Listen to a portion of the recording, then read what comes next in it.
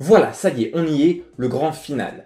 Toute l'histoire que vous avez racontée jusque-là est faite pour arriver à ce moment précis. L'acte 3, bien que le plus court, est le plus important de tous. L'acte 3 démarre donc avec la bataille finale. Alors ça vous connaissez, c'est quand ça se met des golden en faisant péter les CGI, quand ça court sous la pluie pour rentrer dans l'église et gazouiller à plein poumon « Je m'oppose à cette union !» ou quand la météorite va faire péter la planète. Et où le héros va enfin terrasser sa némésis, même s'il arrive parfois qu'il perde et on a alors une fin tragique. En tout cas, on va naturellement arriver au climax de l'histoire. C'est-à-dire le moment où le héros, fort de cette nouvelle connaissance, va devoir faire un choix moral qui va faire écho à la faiblesse morale introduite dans l'acte 1.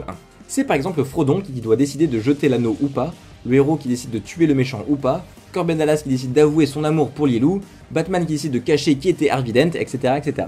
Alors ce moment-là, de l'ultime décision morale du héros, elle tombe parfois un peu à plat.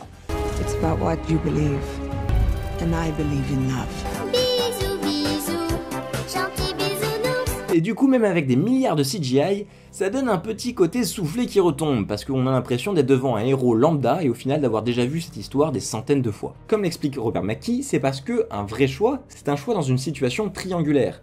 Le choix entre le bien et le mal, ou le juste et l'injuste, c'est pas un choix, c'est évident. Du coup, le débat moral de l'histoire paraîtra toujours simpliste si l'opposition est binaire.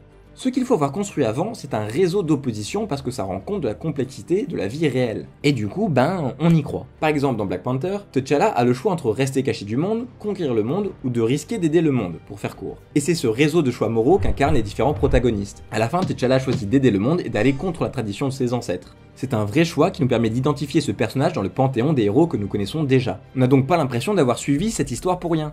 On a vraiment appris, vécu quelque chose de neuf. Dans le voyage du héros, on appelle ce moment la résurrection du héros. Campbell dit que le héros doit passer le troisième et dernier palier. Ce palier de retour est aussi important que le premier palier de l'acte 1. Si passer le premier palier était une mort symbolique, passer le dernier palier symbolise lui une résurrection.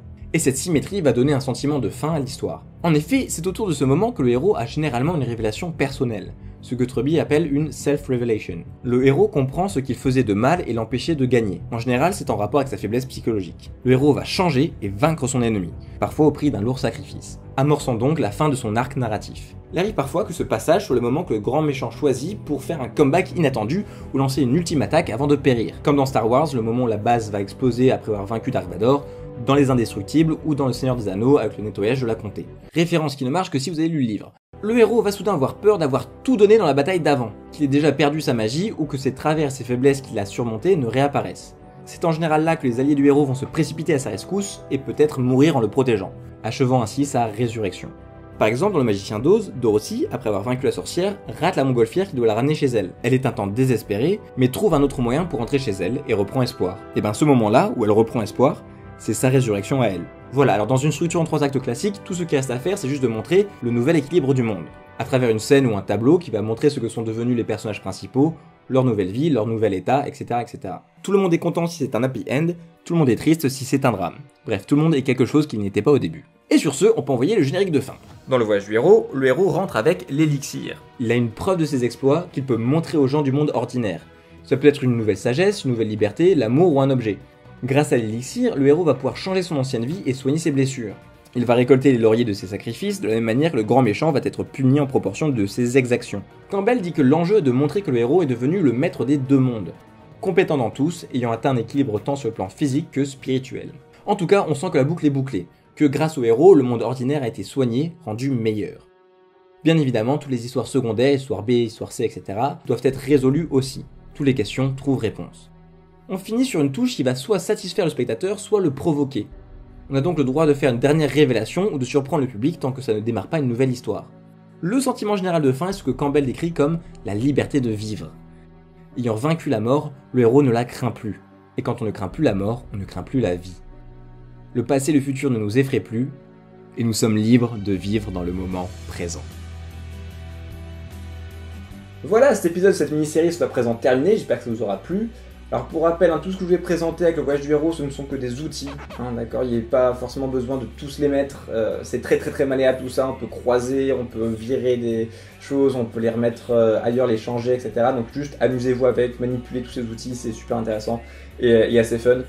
Évidemment je vous mets des références si vous voulez aller plus loin. Juste pour vous dire, il y a donc Mark Jen qui m'a aidé à écrire cette vidéo. Et donc qui a sorti ce bouquin qui s'appelle Jeux et enjeux, la boîte à outils d'improvisation théâtrale, où il parle notamment du voyage du héros. Et pour avoir tester pas mal de bouquins d'impro, c'est de la belle ouvrage. Je peux vous dire que vous soyez débutant ou confirmé, ça va vous aider. Et il a fait un super boulot là-dessus. Voilà, donc un grand merci à lui. Et donc ouais, foncez récupérer le bouquin parce qu'il est vraiment bien foutu. Sur ce, je n'ai plus qu'à vous dire d'aller voir des histoires, encore mieux d'en raconter. Ciao. Il ne faut pas oublier qu'il faut venir là avant tout pour s'amuser. Il faut venir voir Vogler pour s'amuser. Parce qu'en fait, il faut faire ce métier pour s'amuser aussi. Si on ne s'amuse pas, on ne fait pas notre métier. C'est le paradoxe du comédien, de l'auteur, du metteur en scène. Ça a l'air sérieux, des fois on a des millions d'euros sur le dos.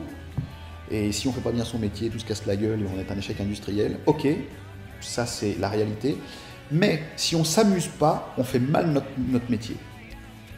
Ils sont là, ils ont des cahiers comme ça, ils ont dit « Mais attendez, vous avez dit ça, vous avez dit machin, attendez, mais je comprends pas, votre collègue il a dit qu'à l'acte 3, machin... » Non, doucement, on essaye de comprendre la meilleure façon